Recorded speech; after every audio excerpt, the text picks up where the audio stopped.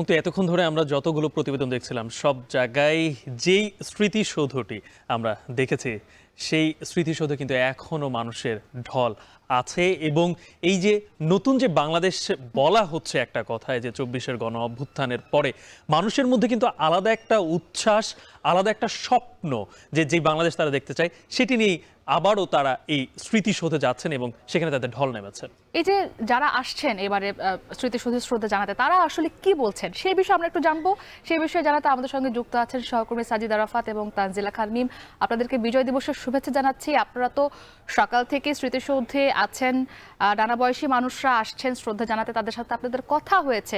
একটু জানতে চাই যে তারা কি বলছেন, এবারের বিজয় দিবসটি ঘিরে তাদের চাওয়াটা কি।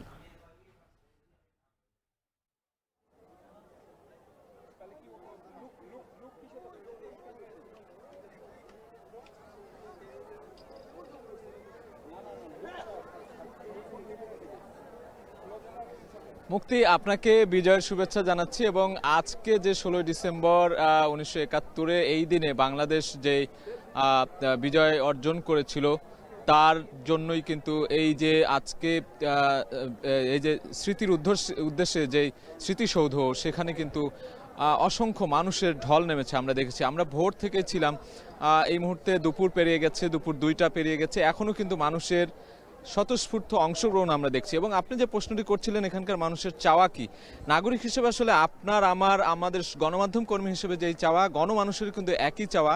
সেই চাওয়াটি হলো বাংলাদেশের যে বিজয় অর্জন হচ্ছে, সেই অর্জনটি যেন সুরক্ষিত থাকে, সমন্বিত থাকে।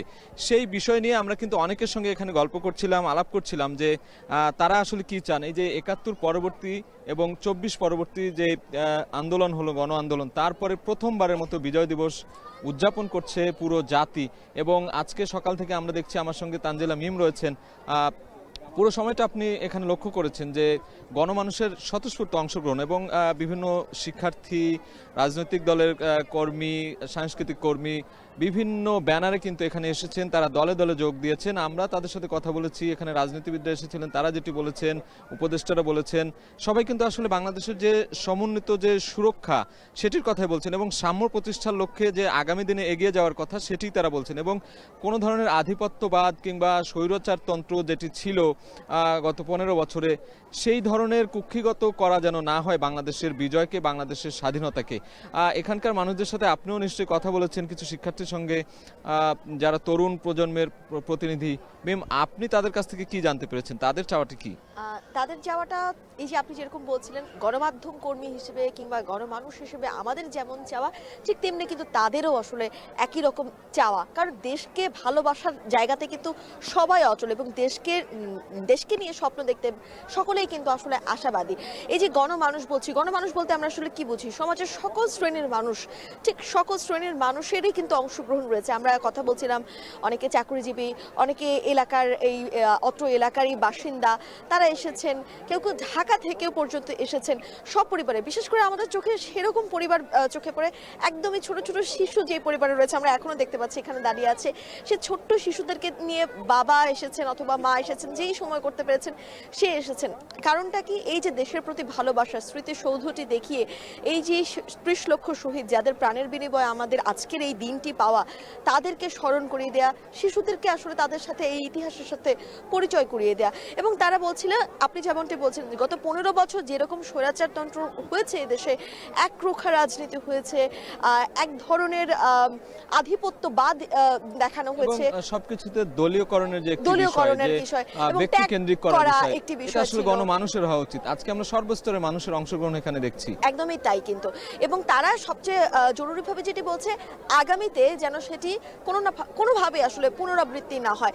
এখন তো অন্তর্বর্তীকালীন সরকার আছেন, তারা হচ্ছে রাষ্ট্র সংস্কারের কথা বলছে, এবং রাষ্ট্র সংস্কারের পরবর্তীতে নিশ্চয়ই ভোটাধিকারের মাধ্যমে, যে ভোটাধিকারের অধিকার আসলে দেশের মানুষ হারিয়েছিল অনেকগুলো বছর আগে, তারা সেটি ফিরে পাবার আশা করছেন।